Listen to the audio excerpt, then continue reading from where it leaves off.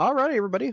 Welcome to a new series where my friend Ben and I will be looking over each chapter of the Adventures of Mark Mech, chapter by chapter, so you guys can take a look at what we're working on. So, for starters, disclaimer this current art style is not indicative of the art style we have now. You can see old and new. New is what we're currently working on at the moment of this recording. So, just a heads up.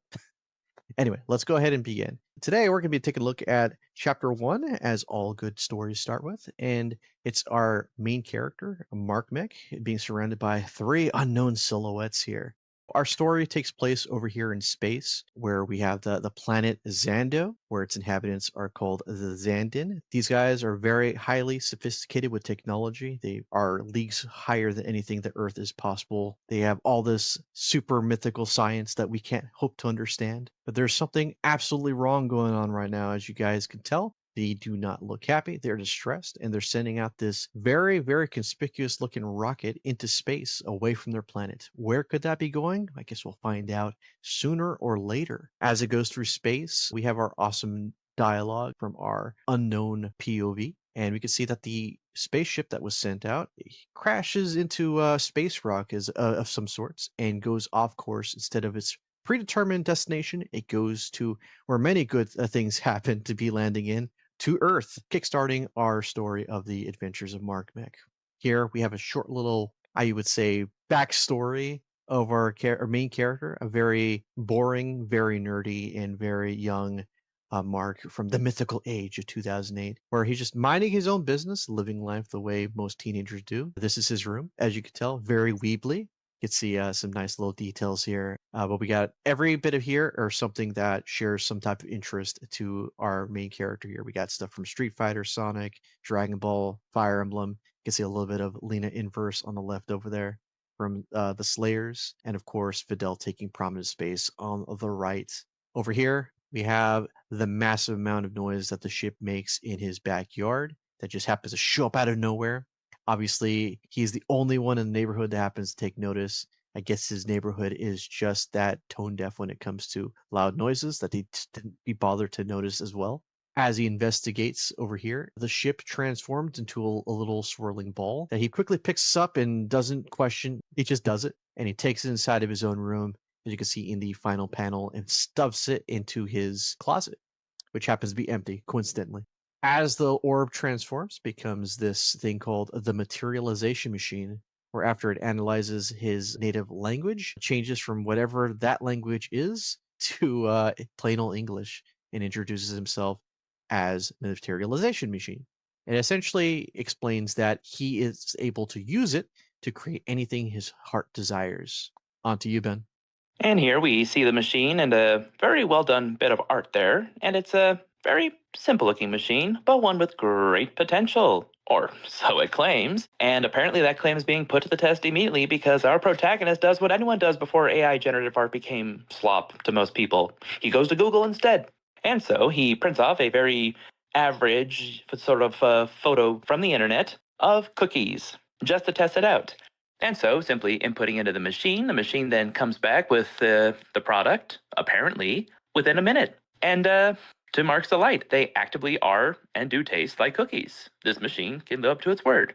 So, realizing his first test went pretty well, obviously the next step was to realize a dream of his. And so he presents his waifu. To be accurate, he presents a version of Adele that he has long since imagined and always fawned over. And so, after inputting the relevant data, such as personality, some background, some key personality traits, the machine then proceeds to take its time and create his wife. Waifu, I should say, just because he's only 16 years old. Wife, wait a minute. Although realizing that he has time to himself and realizing that he should be out of his PJs because not only is he going to be introduced to a girl in his room, but his potential waifu as well. But, you know, those cookies must be so darn good. Until finally the egg timer goes off and, well, time to get the wife out of the oven, I guess. And, well, there she is. The Videl that he has long since imagined, standing there, asleep. Not awake. And it's very, very relevant to point out at this point that the details of inputting the information into the machine is important because if not, then the bodies coming out of this machine would be essentially lifeless. They may have a pulse, they may have some basic brain activity, but they would have no personality, no background to draw from, no memories to use, and that becomes super relevant in various chapters. So, all that taking place, it takes the machine a little bit longer to essentially input these enigrammic emotions and such into this person to make them what they are, how the person imagines it. Otherwise, it's a life doll, it's a corpse. In any case, our protagonist, not quite hero, realizes that there's a falling unconscious girl in his room. So, before she hits the ground, he grabs her, but realizing he is too scrawny to carry her, he just then puts her on the bed. And so, there she is.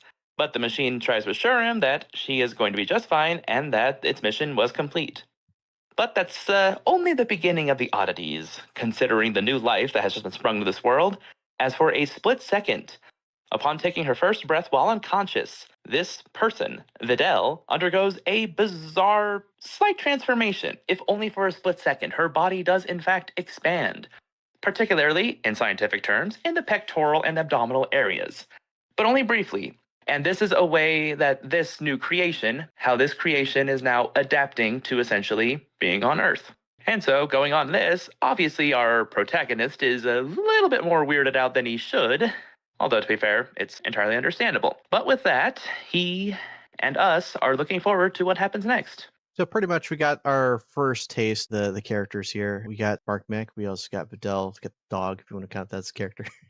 And we got our main settings here. So essentially, these guys are going to be our main characters going forward. And if you guys want to see what happens next time, we'll go ahead and shoot for a 20 like goal. If we hit 20 likes, we'll go ahead and start recording the next chapter for you guys to see for free here on YouTube. But if you guys are interested in seeing what we're currently working on story-wise as it progresses from this very simplistic start to the more complicated plot, you can hop over to our Patreon and go support us there to see pages as they come out early, either Fridays and Saturdays every week. And thanks to Jake, the Scarlet Slayer, for editing this video, cutting out as many of the uhs as possible. I feel very self-conscious because of that now. Thank you, Jake. Other than that, if that's about it, Ben, I think we're good here, and we'll see you guys next time. Bye-bye.